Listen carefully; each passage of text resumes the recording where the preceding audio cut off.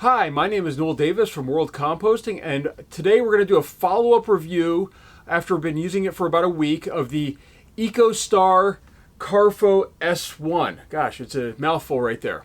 Anyhow, this is a device from Karfo. As I showed in my unboxing and initial test of the unit itself, is that this is a system that you put in your food scraps and it grinds it up, dehydrates it, and that way you can kind of dump it in your compost pile or in your yard or your garden and kind of work it into the soil.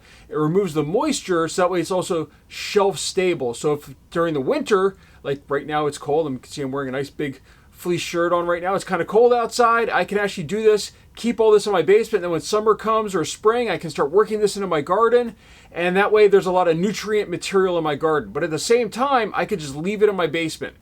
So with that, I've been using it, as I said, for about a week, and I am really impressed with this system. I've been putting in a lot of different things, from avocado shells to a lot of artichoke. We've gone through a lot of artichokes recently. Let's see, orange peels, spinach that went bad. And it's just a variety of foods like I would normally go through, like even apple seeds or apple pits, cores, and a couple other things. And it's been working incredibly well. In fact, I want to show you some of the material that's come out of it, because I did one speed run that was only like, I think, a 2 hour or 2.5 hour run, and then I did mainly the 5.5 hour run.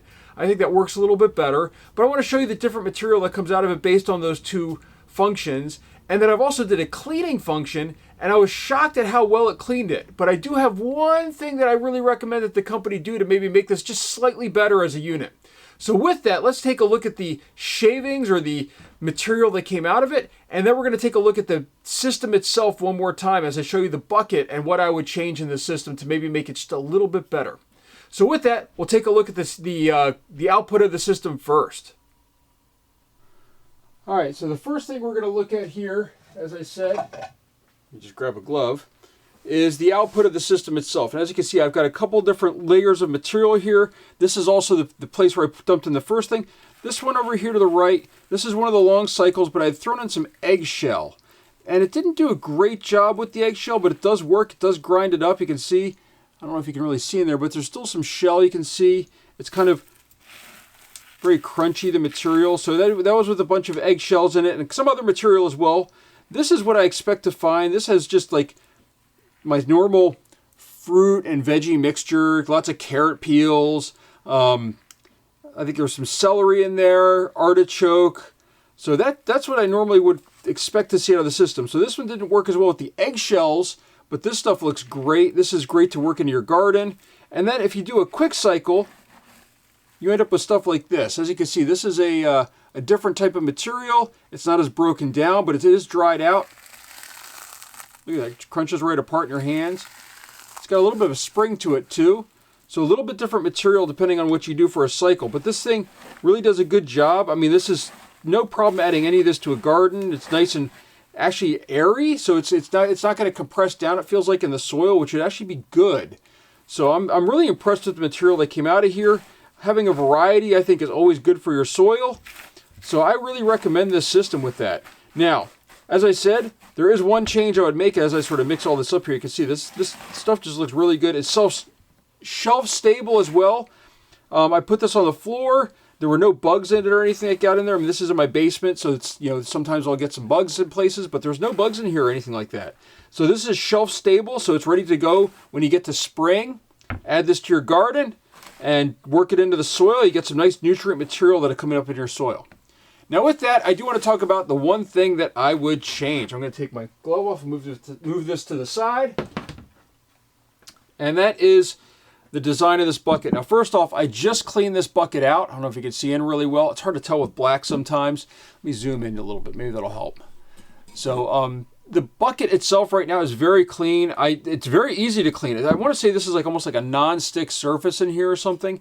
It was very easy to clean. I just basically rinsed it out with water. The only part that was hard, and there's still a little bit left on here, are these silver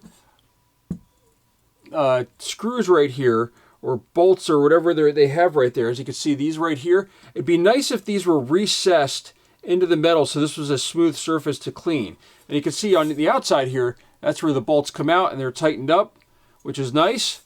And everything seems nice and tight, works really well. This thing right here turns around, pulverizes everything really well. But yeah, that's the only thing I would really change on this is actually these bolts down here. These were difficult to clean. I really had to sit there and work at them, and it was a little bit more difficult. Now, one thing I also noticed in the directions, it says that this is dishwasher safe. Now, I'm not about to put this in my dishwasher because I don't normally do that. And, you know, but if it's something that it says on here, it probably is. And I want to say that that is something that really is convenient if this is dishwasher safe, because throwing this in the dishwasher after you kind of rinse it out and run it through a cleaning cycle would be very, very easy to do. And I'm trying to find in the instructions now where it said that, because I know I saw it in here.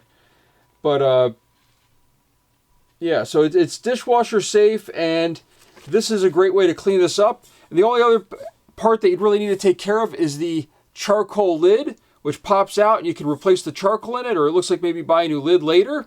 But this thing works really well. I'm very impressed with it. I still give it an 8 out of 10. There's a couple things that for me, I wish it would change, as far as like, I wish this was a little bit bigger. This is a little small, this container. It's only what, 5 inches deep maybe. And it fills up pretty quick when you have a family of 4. If this was just me or my wife and I, this would be fantastic. I think it's the right size. We'd probably maybe run it every day to every other day, depending on how much food scraps we have left over. But we go through a lot of fruits and veggies in our house, and this fills up really quickly with a family of 4. But you can also, because it's only a 5.5 hour cycle, you can run it multiple times per day. So if you have any questions, let me know down below. If there's anything you want me to try, let me know. But overall, I'm pretty impressed with this item, and I will be using it quite a bit probably in the future here, as we've got Christmas and New Year's coming up, and I'm sure we're going to have some people over and a lot of food waste to go in here. So with that, thank you for watching. Again, if you have any comments or questions, please let me know down below.